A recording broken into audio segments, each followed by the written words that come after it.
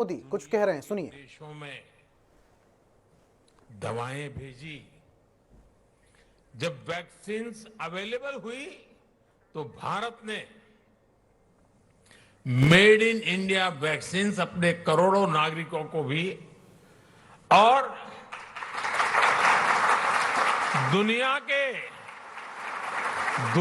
के 100 से अधिक देशों को भी भेजी।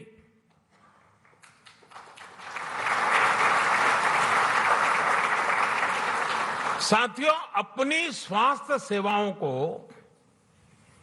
और बेहतर बनाने के लिए भारत अभूतपूर्व निवेश कर रहा है। दूर सुदूर क्षेत्रों में भी स्वास्थ्य सुविधाएं पहुंचे, इसके लिए देश भर में लाखों नए वेलनेस सेंटर्स बनाए जा रहे हैं। आपको ये जानकर के भी खुशी होगी, शायद आज आपने भी सुना होगा, वर्ल्ड हेल्थ ऑर्गेनाइजेशन WHO ने भारत की आशा बहनों को director generals global health leader award से सम्मानित किया है।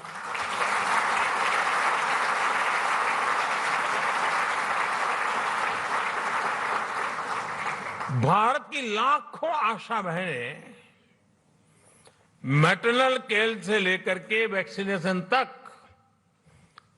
पोषण से लेकर के स्वच्छता तक देश के स्वास्थ्य अभियान को गति दे रही है। और गांव के अंदर मैं आज जापान की धरती से हमारी सभी आशा वर्कर बहनों को हृदय से बहुत बहुत बधाई देता हूं, उनको सैल्यूट करता हूं।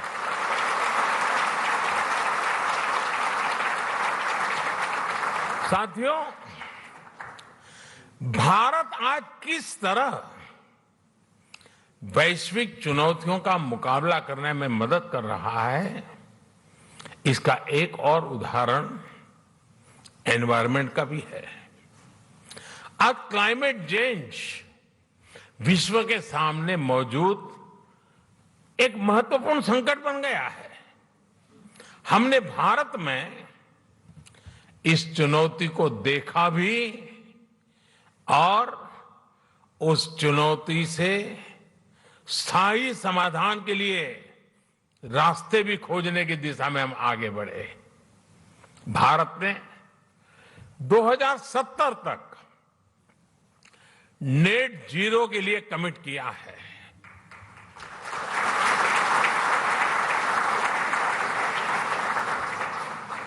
हमने इंटरनेशनल सोलर अलायंस जैसे ग्लोबल इनिशिएटिव का भी नेतृत्व किया। क्लाइमेट चेंज के कारण दुनिया पर नेचुरल डिजास्टर्स का खतरा भी बढ़ गया है।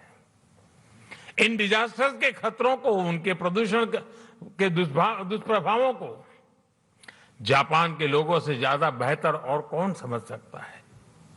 प्राकृतिक आपदाओं से जापान ने लड़ने की क्षमता भी बना दी है।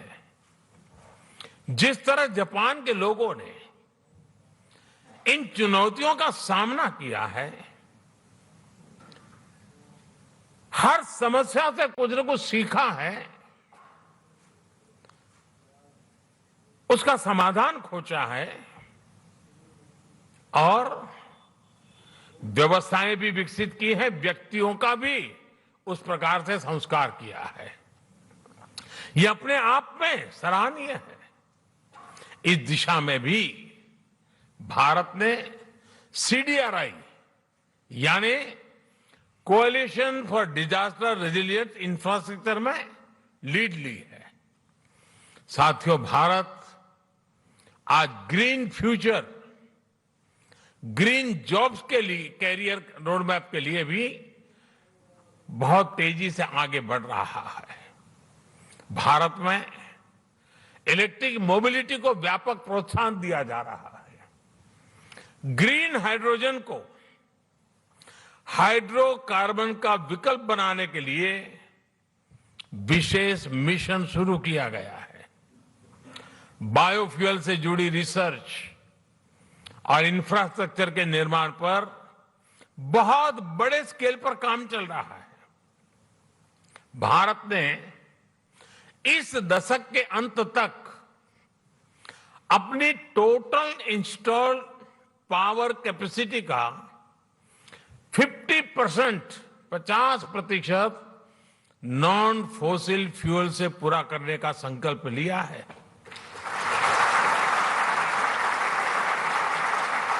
साथियों, समस्याओं के समाधान को लेकर भारतीयों का जो ये आत्मविश्वास है,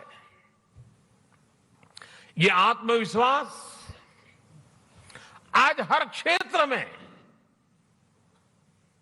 हर दिशा में, हर कदम पर दिखाई देता है।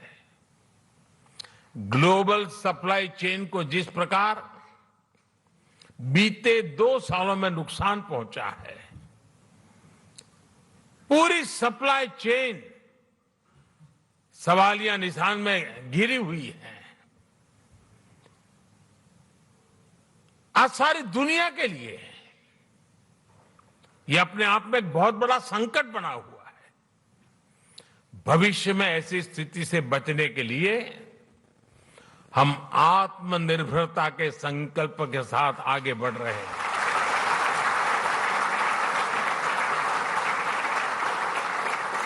और आत्मनिर्भरता का ये हमारा संकल्प सिर्फ भारत के लिए है ऐसा नहीं है।